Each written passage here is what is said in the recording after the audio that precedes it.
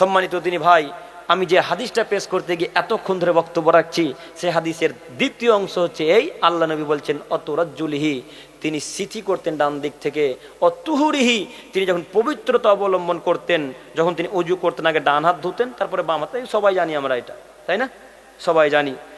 এবং ফরজ গোসলের ব্যাপারও যখন তিনি শুরু করতেন তখন আগে ডান হাত তারপরে বাম হাত। ফরজ গোসলের নিয়ম আশা করি সকলেরই জানা আছে, জানা আছে কি? লজ্জা করবেন না, জানা আছে আলহামদুলিল্লাহ।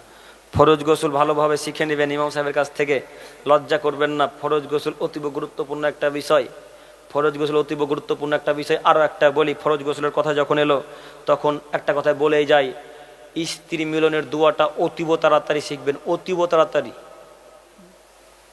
লজ্জা করিয়েন না দিনী ভাইয়েরা, স্ত্রী মিলনের দোয়াটা অতীব তাড়াতাড়ি শিখতে হবে। কেন?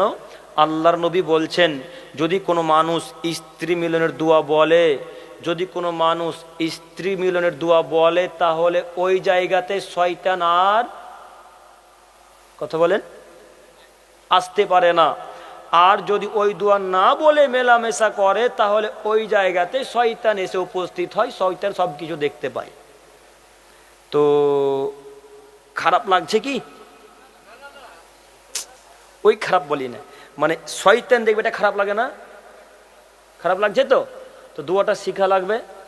শুধু তাই নয়, আল্লাহ নবী বলছেন, কেউ যদি এই দোয়া বলে স্ত্রী মিলন করে, আর এই মিলনের ফলে যদি আল্লাহ সন্তান সন্ততি দেয়, তাহলে ওই সন্তান সন্ততিকে আল্লাহ শয়তান থেকে দূরে রাখবেন। আল্লাহু আকবার।